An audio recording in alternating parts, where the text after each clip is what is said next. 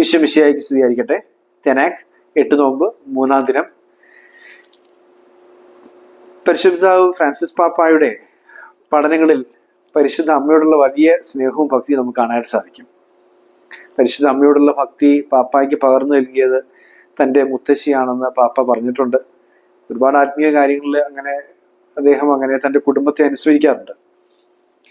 ഒരു ജസ്യൂട്ട് സഭാ പാരമ്പര്യത്തിൽ നിന്നും മിഷണറി പാരമ്പര്യത്തിൽ നിന്നും ഉരുത്തിരിഞ്ഞ ഭക്തിയാണ് യഥാർത്ഥത്തിൽ കുരുക്കഴിക്കുന്ന മാതാവിനുള്ള ഭക്തി.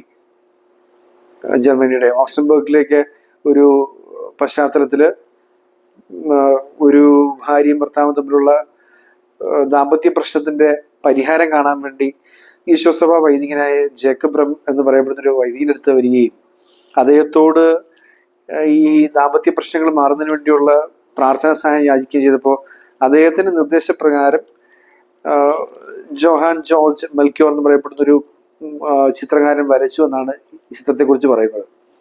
സത്യത്തിൽ ഇത് ദാമ്പത്യ ബന്ധങ്ങളുടെ കുരുക്കഴിക്കാൻ വേണ്ടി, പ്രശ്നങ്ങളുടെ കുരുക്കഴിക്കാൻ വേണ്ടിയുള്ള പ്രധാന ഒരു ചിത്രമായിട്ടാണ് ഒരു ഭക്തിയായിട്ടാണ് നമ്മൾ ഇതിനെ കാണുന്നത്. അതുകൊണ്ട് തന്നെ ഈ കുരുക്കഴിക്കുന്ന മാതാവ് ചിത്രം സൂക്ഷിച്ചു നോക്കുകയാണെങ്കിൽ അതിന്റെ ഏറ്റവും താഴ്ഭാഗത്തായിട്ട് നല്ല വിവാഹങ്ങളുടെ മധ്യസ്ഥനായ വിശുദ്ധ റഫേൽ മാലാക്ക കൊച്ചു തോബിയാസിനെ കൈക്ക് പിടിച്ച് കൊണ്ടുപോകുന്ന ഒരു കുഞ്ഞ് പടം കൂടി നമുക്ക് ആ കുരുക്കഴിക്കുന്ന മാതാവിന്റെ ചിത്രത്തിന് താഴെ കാണാനായിട്ട് സാധിക്കും. എന്താണെങ്കിലും നമ്മൾ ഈ ഭക്തിയിലായിരിക്കുമ്പോൾ നമുക്ക് ചിത്രത്തിൽ കാണുന്നതനുസരിച്ച് താഴെ ഇങ്ങനെ കുഞ്ഞ്